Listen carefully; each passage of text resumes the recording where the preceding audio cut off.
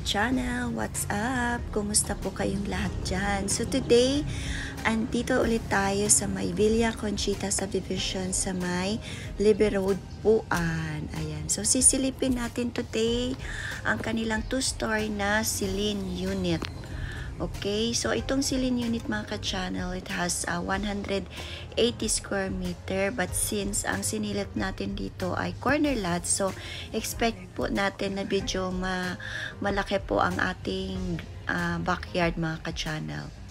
So ito po yung loob ng ating unit mga ka-channel. So it has 4 rooms and 3 toilet and bath. So merong bedroom sa baba mga ka-channel. So good for elderly po natin ito. So upon turnover, meron na din po tayong mga cabinet. Okay. And ayan, maganda dito sa ating elderly kasi pagpasok niyan is kitchen na, dining area.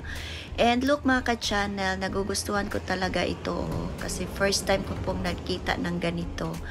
Ayan, so ref pala yan. And then sa kabila naman is mga cabinet dito na pwede nyo pong o diba ang ganda. So pwede nyo po yung gayahin upon turnover po sa inyong unit mga ka-channel.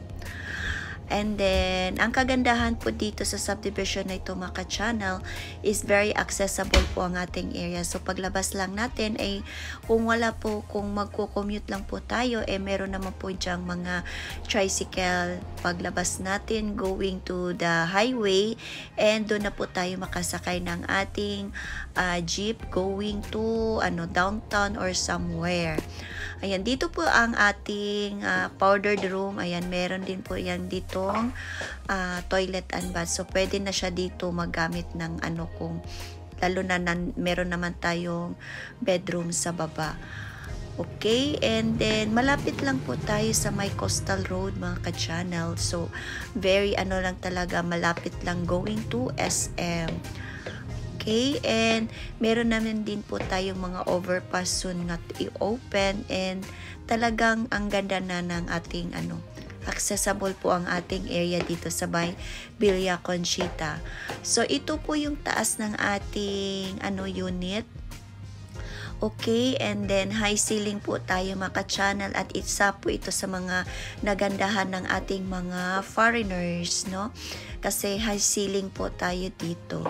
Okay, yung mga nakikita nyo pong cabinet ay kasama na po yan sa pag-turnover ng unit natin dito mga ka-channel. Okay, so look, maganda ang labas natin, di ba? Overlooking. And ito naman ang ating toilet and bath sa ating master's bedroom mga ka-channel. Malawak-lawak na rin po ito. Okay, so ang atin palang floor area is around 119 point something ang ating floor area ng bahay na ito mga ka-channel, and 180 square unit ang lot area. Okay, and dito tayo sa kabila mga ka-channel sa ibang room. Ayan. So, parang meron tayong hallway dito mga ka-channel, and ito naman ang isa pang room dito. Okay, so pwedeng gayahin nyo po ang design, ang kanilang kanilang paggawa ng kanilang mga bed para spacious din po ang ating rooms. And then meron din po ditong cabinet mga ka-channel. Dito din po sa kabila, ayan, meron din pong room, at saka meron din tayong cabinet dito mga ka-channel. O, diba? So, ang kagandahan dito talaga is very accessible ang area natin, and with amenities na po tayo, and 24/7 ang ating guard dito mga ka-channel, and with CCTV. So very safe po tayo dito. And ito naman ang ating common toilet and bath dito sa may second floor.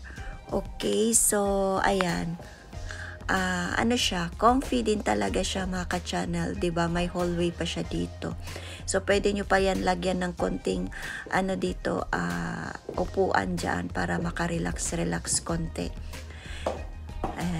And sa ngayon po mga ka-channel, baka pwede po tayong makahabol pa. Meron po tayong 50% discount ng ating reservation fee since ay araw ng Davao po tayo ngayon. So, maybe hanggang katapusan ang promo natin. So, instead na 80k ang reservation, 40k na lang po ito ang reservation natin sa unit. So, ito pala yung carport, o, diba?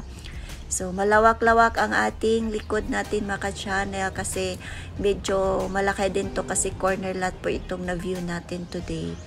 Okay, so if you are interested, just comment below or give me a ring. May number akong nakalagay sa screen nyo.